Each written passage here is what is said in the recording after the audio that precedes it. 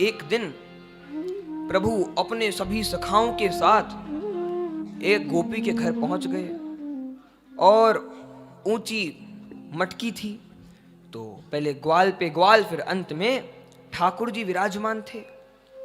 अब गोपी भी बड़ी चतुर हो गई थी। गोपियों ने पहले से ही घंटी भी टांग रखी थी। क्यों? क्योंकि ठाकुर जी माखन चोरी कर जाते हैं, मटकी फोड़ जाते हैं, गोपियों को पता ही नहीं चलता था। इसलिए गोपियों ने पहले से ही मटकी पे घंटी टांग रखी थी। ठाकुर जी गए, बड़ी सावधानी से घंटी खोली है और एक जगह रखी है। और फिर माखन, अब ठाकुर जी तो वैसे ही इतने बड़े किले पे चढ़े हुए थे, ग्वाल बालों के ऊपर ठाकुर जी चढ़े हुए थे। ठाकुर जी मटकी में से माखन निकाल निकाल करके और ग्वाल बालों को दे रहे हैं। सभी लोग पा रहे हैं। सबसे नीचे थे श्री मधुमंगल जी महाराज।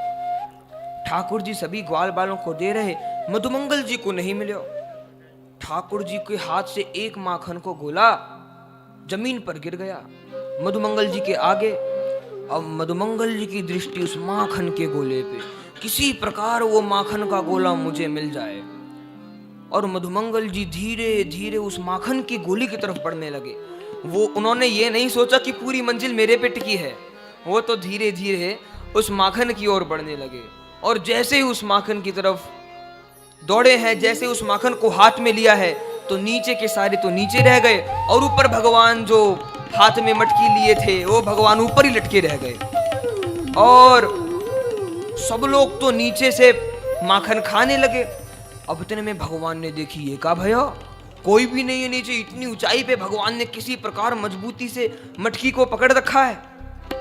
अब भगवान ने सोची चलो और बात तो बाद में देखी जाएंगी, पहले मैं एक बार माखन तो खाऊं। और जैसे ही भगवान ने माखन खाया है, सो टन टन टन टन टन टन घंटी बजने लगी है। और जैसे ही टन टन घंटी बजी है, सभी गोपियां भागी आई हैं। सारे ग्वाल बाल तो भाग गए और भगवान बेचारे वहीं पे लटके रह गए हैं। सखियों ने ठाकुर जी को नीचे उतारा और गोपी ने ठाकुर जी को नीचे उतारा।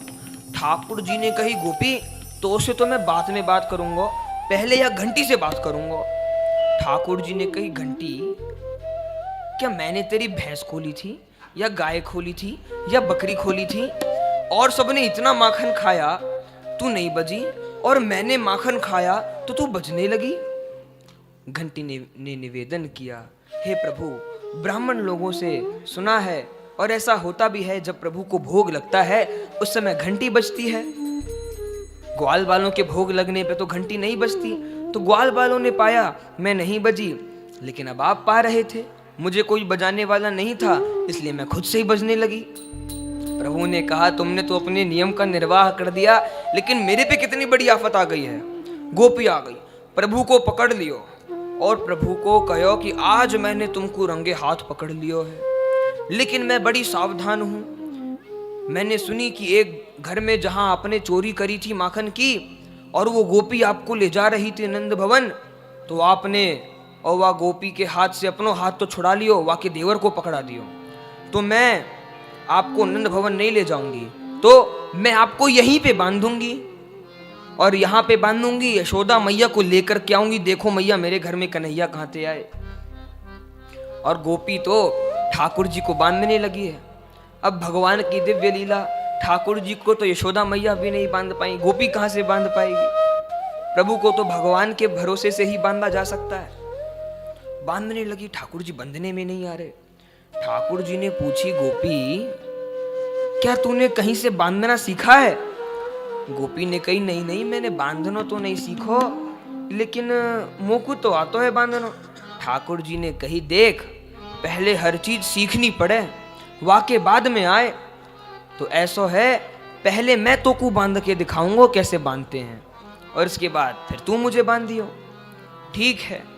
अब जैसे पहले गोपी ने प्रभु को खंबे के सहारे खड़ा कर रखा था और बांध रही थी, अब इसी प्रकार प्रभु ने उस गोपी को खंबे के सहारे खड़ा कर दिया और अब प्रभु गोपी को बांध रहे हैं।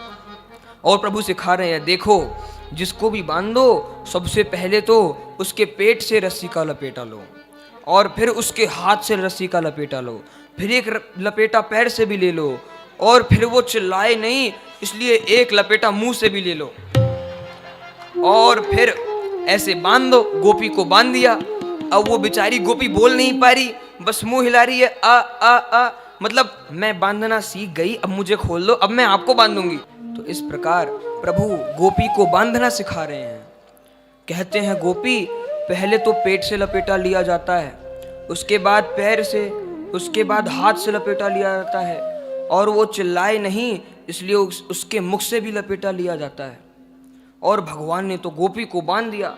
अब गोपी प्रभु को निवेदन कर रही है, माने समझाना चाह रही है कि मैं बांधना सीख गई, अब मुझे खोल दो और मैं अब तुम्हें बांधूंगी।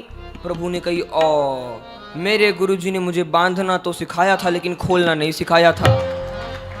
और गोपी को तो वहीं पे प्रभु ने बांध दिया और प्रभु तो वहां से चले गए हैं। अब वो बेचारी गोपी बंधी खड़ी है।